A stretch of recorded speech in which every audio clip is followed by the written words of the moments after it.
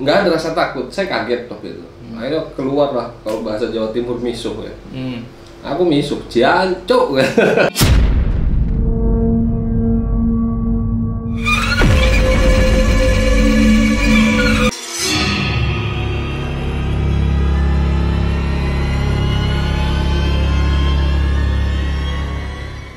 Assalamualaikum warahmatullahi wabarakatuh. Waalaikumsalam warahmatullahi.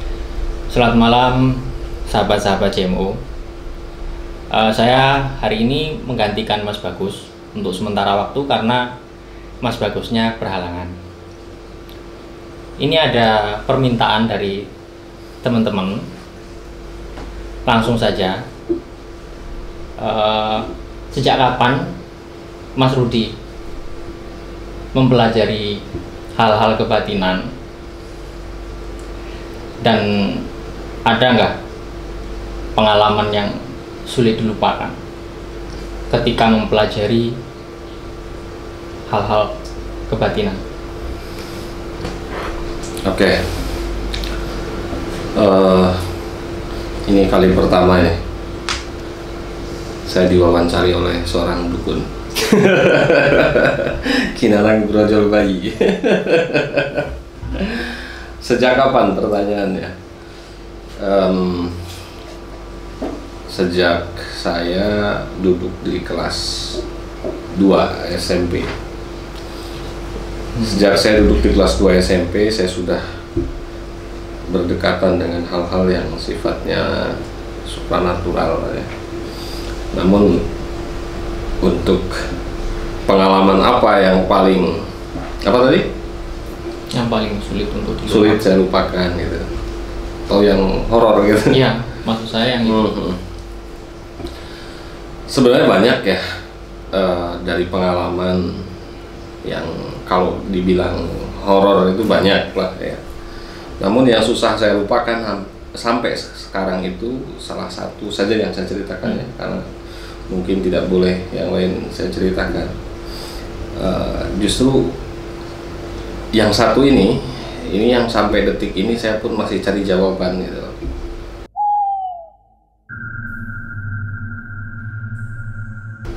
Jadi itu terjadi sekitar tahun 2004 bulan September. 2004 bulan September saya disuruh oleh salah seorang guru saya. Beliau memerintahkan saya untuk menemui seseorang di Gunung Slamet, gitu loh. Namun sebelum menemui orang itu, saya disuruh menemui seseorang yang katanya bakal menunjukkan saya ke orang yang saya tuju. Akhirnya dengan penuh semangat, saya tahun segitu itu berarti saya baru masuk kuliah sebenarnya. Karena ini perintah dari kiai saya, dari guru saya, akhirnya saya tanpa ragu berangkatlah saya ke Jawa Tengah. Di sana saya mencari orang yang katanya bisa menunjukkan saya kepada orang yang saya tuju ini di daerah. Singkat cerita, jadi saya mencari orang tersebut hampir 2 mingguan saya mencari itu, karena waktu itu kan telepon seluler nggak seperti sekarang ya. Nah, jadi kita berhubungan pun agak susah memang. Saya hanya berbekal alamat, jadi saya cari, namun susah sekali saya menemui. Sampai akhirnya memang saya bisa bertemu dengan beliau. Ketika saya ceritakan maksud dan tujuan saya ke sana, dia kaget. Kamu ngapain? Tujuannya apa? Gitu. Saya ceritakan apa adanya, bahwa saya diperintah sama guru saya seperti ini. Akhirnya singkat cerita, jadi si kakek ini mengizinkan saya, namun dengan satu syarat. Nah, ini sebenarnya agak nggak logis ya, makanya saya sampai sekarang memang masih mencari jawaban.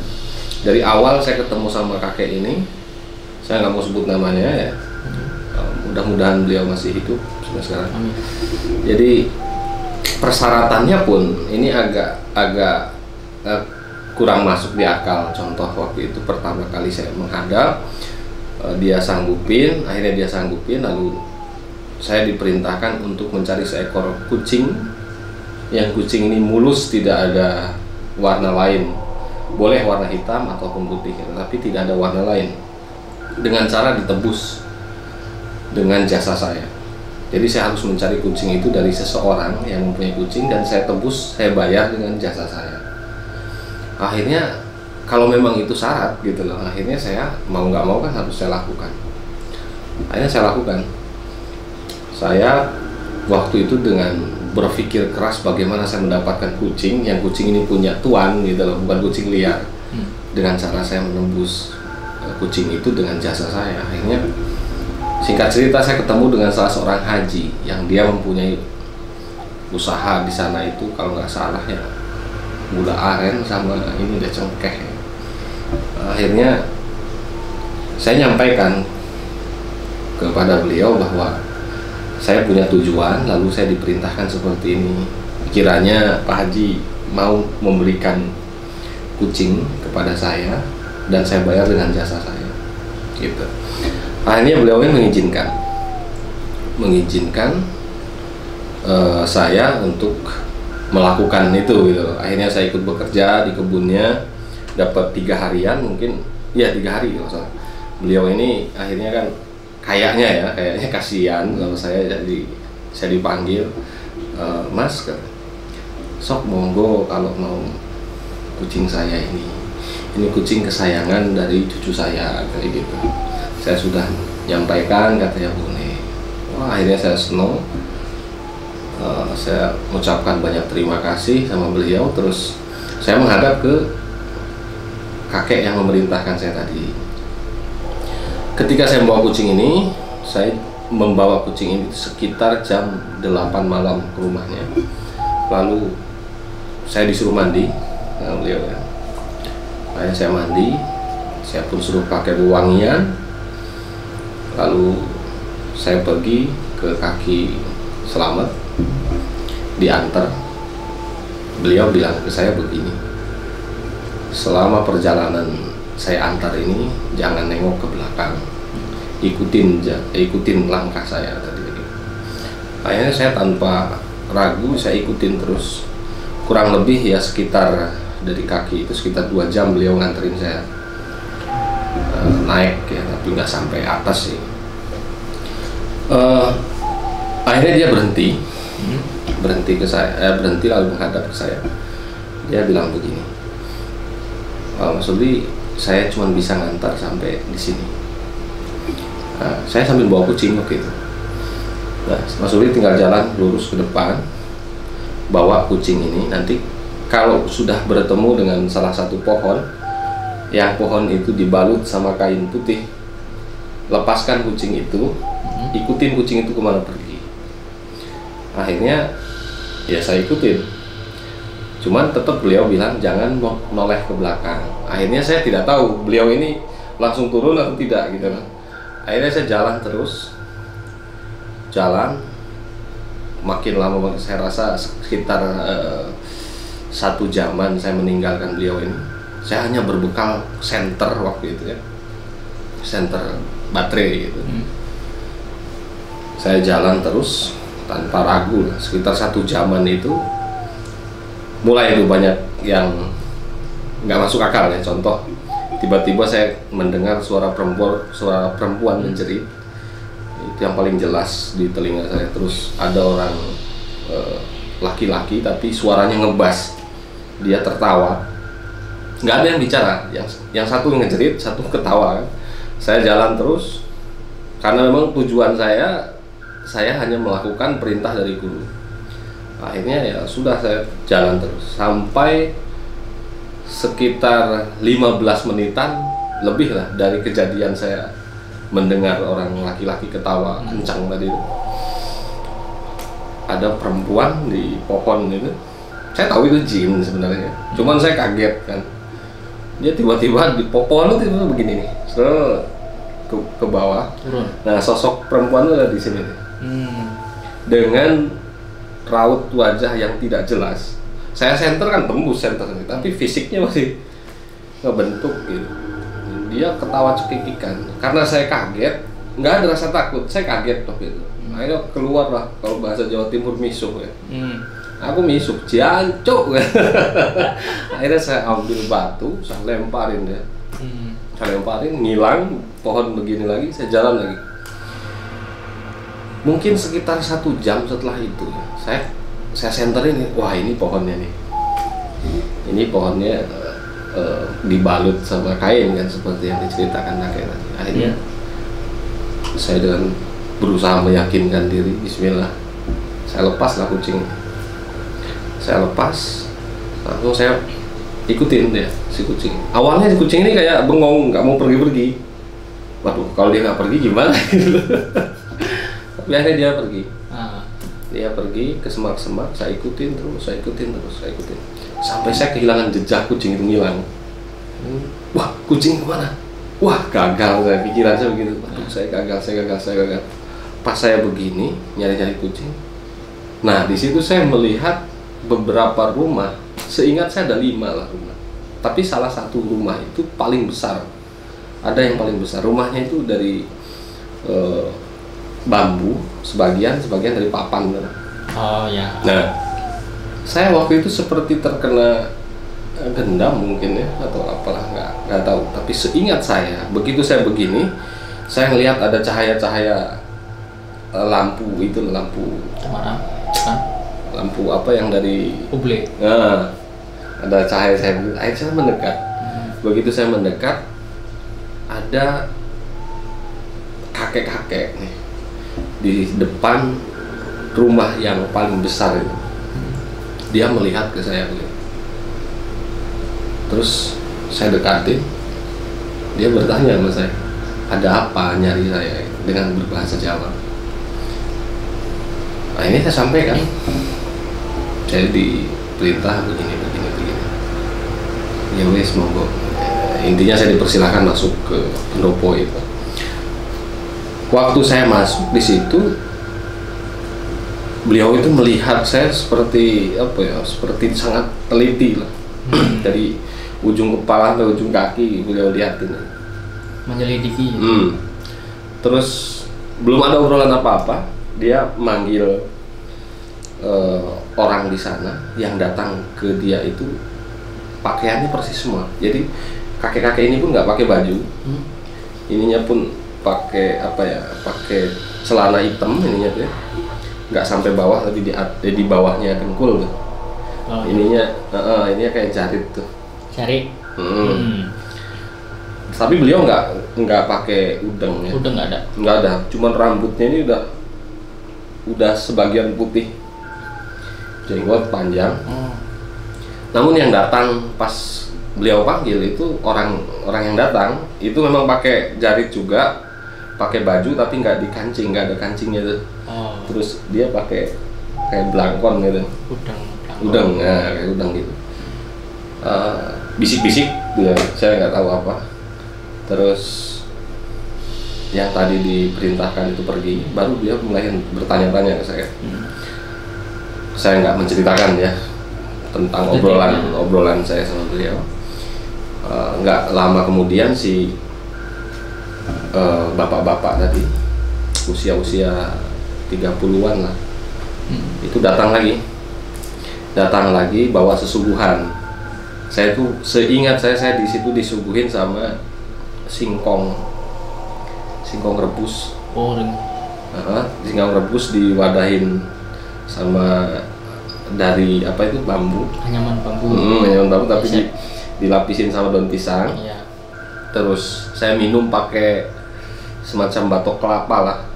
Cuman warnanya udah hitam waktu itu. Nah, air itu air hangat, berbau teh ya. Kayaknya teh kayak melati gitu lah. Cuman gulanya itu saya disuruh masukkan sendiri, itu gula aren. Gula yang sudah dipotongin tuh. Saya dipersilahkan minum, saya minum, ngobrol lagi. Kurang lebih saya ngobrol sama beliau itu sekitar 3 jam kurang lebih, sampai akhirnya beliau ngomong, ini udah subuh. Ini udah subuh, jadi tolong sampaikan sama Kalau bahasa Indonesia sampaikan sama gurumu. Ternyata si kakek ini memang multi bahasa dia, bahasa Jawa bisa, bahasa Sunda bisa. Akhirnya saya disuruh pulang, suruh nyampaikan sesuatu sama guru. Akhirnya saya pamit. Saya pamit itu yang orang-orang di situ tuh ada perempuan juga. Seingat saya ada 2 perempuan. Itu pakai baju di apa? Nggak dikancing juga ya, cuman jaritnya sampai segini lah. Oh. Kayak kemben gitu. Kemben. Nah, ada 2 orang perempuan. Yang satu udah sepuh, ya udah lumayan sepuh lah. Yang satu ini masih muda. Masih muda. Cuman bapak-bapaknya di situ saya nggak bisa nginget berapa jumlahnya ya. Setahu saya yang berdiri di dekat kakek ini ada 3, perempuan 2. Akhirnya saya pamitan saya turun. Turun itu saya dipanggil lagi waktu itu sama seorang bapak di situ bahwa senter saya tinggalan. Akhirnya saya ambil, saya jalan, dan selama perjalanan saya turun ini saya nggak tahu arah juga ya. Saya lebih mikir arah mana yang harus saya tempuh gitu loh. Karena jalan tadi saya agak sedikit lupa. Saya nggak mikir ada yang aneh-aneh waktu itu, sama sekali nggak ada. Begitupun saya sampai ke si kakek yang nunjukkan yang nganter saya tadi, saya nggak ada aneh-aneh juga, nggak ada rasa curiga atau apa. Nah, mulai terjadi keanehan sama saya ketika saya naik bis. Waktu itu saya memilih naik bis karena saya harus balik ke Jawa Timur. Begitu saya sampai bis, saya baru menyalakan handphone. Ya. Handphone saya ini banyak banget yang SMS ke saya. Saya bukain satu-satu. Ada yang nanya, kamu kenapa nggak masuk-masuk? Masuk apa ya? Terus ada yang bilang, kamu dicariin dosen. Wah, udah macam-macam lah. Nah, di situ saya mulai tersadar tuh. Perasaan saya pergi belum lama gitu. Saya waktu nyari si kakek ini, nyari kakek yang bisa nunjukkan ke beliau, itu memang habis 2 minggu, tapi kan pulang pergi saya. Sering balik gitu loh, berangkat lagi. Nah, waktu itu seingat saya, ternyata ya, saya pas buka handphone itu sudah bulan Oktober. Jadi saya berangkat ke sana itu sekitar tanggal 20 September 2004. Oh, wow. Ketika saya di bis, saya sadar itu tuh tanggal 13 Oktober. Berarti berapa hari? Itu terlepas sebelum saya nyari-nyari ya. Saya selalu berangkat itu kan dari awal September sebenarnya ya. Tapi saya berhasil naik dari nyari kucing dan sebagainya. Itu sekitar tanggal 20 September. Saya balik Oktober 13. Tanggal 13 Oktober. Dan seingat saya waktu ngobrol di atas itu hanya beberapa jam. Bahkan saya pas nyampe ke Jombang, teman-teman saya ngira saya itu udah out keluar gitu. Saya balik atau bagaimana. Padahal akhirnya pas saya nyampaikan ke beliau, ke guru saya tanya cuman dijawab guyu, mesem. Dan sampai detik ini saya nggak bisa nyerna di kepala saya siapa dan kenapa itu saya nggak bisa jawab. Itu sampai detik ini. Kalau saya ingat kadang pengalaman itu sampai sekarang pun kok gitu ya, gitu kok ada gitu. Berarti selama itu tuh kurang lebih 23. Allah alam berapa hari? Dari tanggal 20 Oktober. Saya berhasil naik itu malam pas tanggal 20. Berarti malam tanggal 21 ya. 21 ke 13 Oktober. 13 Oktober. 23 atau 22 hari. Kurang lebih mungkin. Nah, itu sampai detik ini saya nggak bisa menyerna ya. Terlepas itu horor atau tidak. Kalau tadi pertanyaannya yang sangat susah saya lupakan itu. itu kalau dikaitkan dengan hal-hal yang horor itu kemungkinan dari segi pengalaman Mas Rudi sendiri rate-nya berapa? Maksudnya Red gimana tuh? tingkatnya untuk dikatakan dari pengalaman Mas Rudi sendiri horor gitu loh Mas. Kalau di situ. Kalau horor sih apa ya? Horor saya udah habis kayaknya. Oh. Jadi horor buat saya belum tentu horor buat yang lain. Horor buat yang lain pun belum tentu horor buat saya kan. Nah, jadi gini, kalau semuanya dari pertama kali pengalaman ketika belajar ilmu kebatinan di situ kan masih kecil. Ada nggak cerita yang sebelum dari mengenal? Oh, ada. Itu yang saya ketakutan gitu ya. Ada. Maksudnya horor itu benar-benar takut. Ada. Itu kalau itu udah kelas 3 saya, kelas 3 SMP. SMP. Nenek saya pun masih tahu itu. Nenek saya masih ada. Masih jadi saksinya kalau misal Mas Nana nggak percaya ya. Jadi pas SMP kelas 3 itu awal-awalnya ya, saya tuh bermimpi ketemu dengan 2 kakek dan 1 nenek. Yang hampir setiap malam itu saya dimimpiin orang 3 ini. Terlepas ini mimpi ada artinya atau tidak ya, usia-usia segitu saya rasa apalah gitu. Cuman yang bikin saya menakutkan, buat saya takut itu si nenek ini pertama bilang ke saya disuruh berpuasa. Saya terus-terusan disuruh puasa, cuman nggak pernah saya lakonin karena apa ya, waktu itu pikiran ya seusia SMP gimana sih gitu. Saya nggak pernah berpikir itu mimpi apaan gitu. Cuman ketika terus-terusan saya dimimpiin begitu, saya mulai berpikir apa benar saya disuruh melakukan gitu. Saya nanya ke beberapa orang, ya guru ngaji lah, nggak dikasih jawaban apa, mungkin dikira apaan kan. Nah ini sampai suatu ketika saya tuh berangkat sekolah ketinggalan, jadi saya nerobos kebun-kebun. Nah di tengah kebun-kebun ini ada nenek-nenek yang lagi, kalau di desa itu lagi apa ya, lagi nyiapin kayu bakar tuh, buat dikumpulin nanti bawa balik, biasanya begitu kan. Nah, pas saya lewat ada nenek-nenek lagi nyari kayu bakar. Saya jalan, saya keburu-buru begitu, beliau manggil saya, manggilnya nama saya dia. Begitu saya melihat begini, saya nggak langsung ke sini. Cuman dalam hati saya tuh, saya kayak pernah lihat nih nenek-nenek ini. Paham ya? Saya kayak pernah lihat, kok tahu nama saya gitu. Begitu saya sadar, ini kan nenek-nenek yang dalam mimpi saya terus. Wah, saya lari saya sampai ke depan sekolah, bukan saya masuk sekolah. Nyari warung di depan sekolahan tuh. Beli eser di situ begini aja. Itu siapa yang ketemu sama saya? Itu. Nah, ternyata kejadian anehnya mulai terus-terusan. Itulah awal-awal saya mulai apa ya? Dulu nakalan saya. Begitu sering ada kejadian-kejadian seperti ini, saya mulai berpikir, mulai bisa ngerem juga.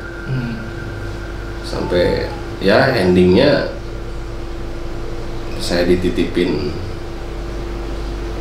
ke seorang kiai. Terus akhirnya pun saya pergi ke Jombang itu.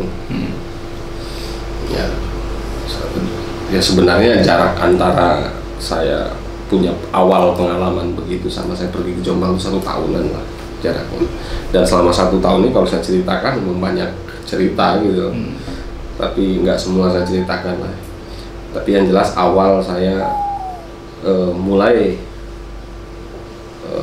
mendalami ilmu seperti itu ya awal-awal begitu. Cuman saya sadar betul ini omongan guru-guru saya bahwa ini harus diimbangin dengan ilmu agama. Akhirnya saya pun menimba ilmu agama seperti itu.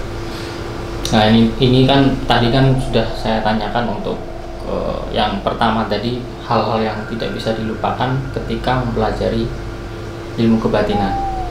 Nah Ini tadi kan Mas Rudi kan sudah menjelaskan, menceritakan terkait tersebut. Ini saya mau sambung.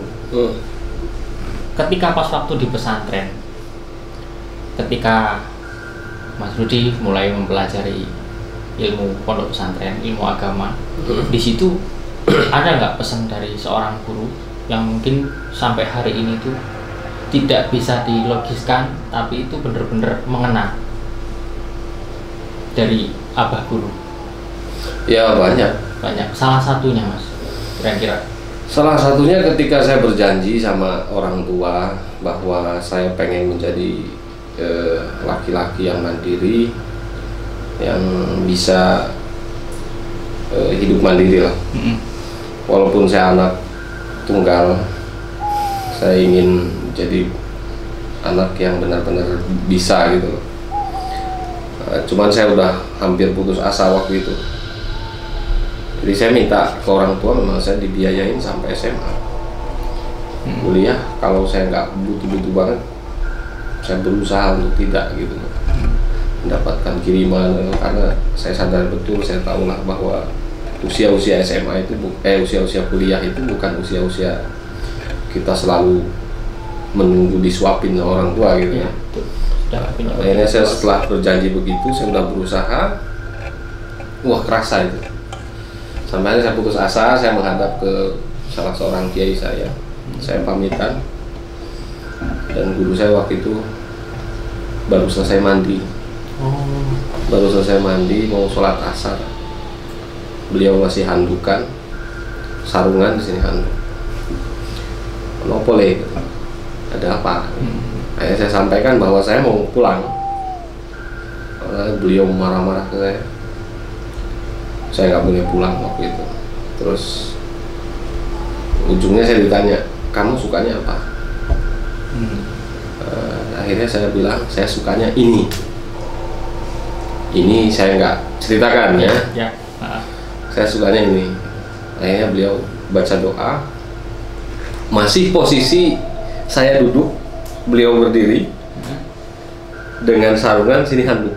Habis mandi itu? Habis mandi, beliau bacakan doa, saya suruh ngaminin, saya aminin. Begitu selesai dia ngomong, kamu sekarang jangan balik, mulai besok kamu cari uang gimana pun caranya, tapi dengan cara yang halal. Setelah itu kamu belikan sama gitu ya. Insya Allah jalan rezekimu nanti dari situ.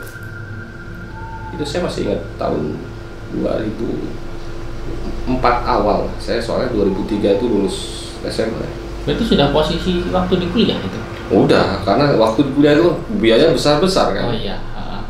Nah, saya udah putus asa. Tapi ya akhirnya sampai saya sarjana, pasca, sampai saya ambil doktoral ya alhamdulillah. Amin. Dari apa ya dari salah satunya dari doa beliau.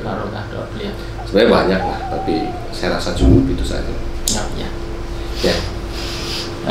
Jadi ini sudah semua. Tadi kan ada yang permintaan. Tapi mungkin gini, nilai positifnya ya, gitu. Pesan saya.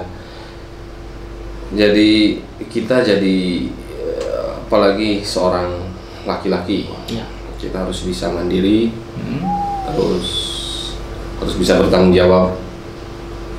Terus kita jadi generasi penerus bangsa pun kita harus multi talent. Artinya multi talent itu kita harus membidangi segala macam bidang dengan berbagai macam skill, dengan berbagai macam pengetahuan, supaya ketika kita menghadapi apapun masalahnya, kita tahu harus memakai skill mana ketika menyelesaikan. Makanya jangan menutup diri untuk mempelajari hal-hal lainnya, hal-hal umum, hal-hal khusus, ilmu agama dan sebagainya yang sekiranya bermanfaat. Saya rasa itu adalah sangat mengena. Saya mungkin di sini juga masukan buat saya sendiri yang nantinya semoga bermanfaat. Jadi mungkin dirasa sudah cukup ini tadi cukup request dari kawan-kawan. Mengingat durasi juga. Oh ya, karena ini sudah 1 jam ya? Sudah 1 jam lah, cukup. Apa 5 jam ini? Jangan lama-lama. Ya sudah, kita akhiri. Jangan lupa teman-teman like, subscribe, sama komen. Subscribe. Biasa bahasanya ini masih belum. Kinanang brojol bayi. Jadi saya tutup. Wabillahi taufiq wal hidayah. Assalamualaikum warahmatullahi wabarakatuh. Waalaikumsalam warahmatullahi wabarakatuh.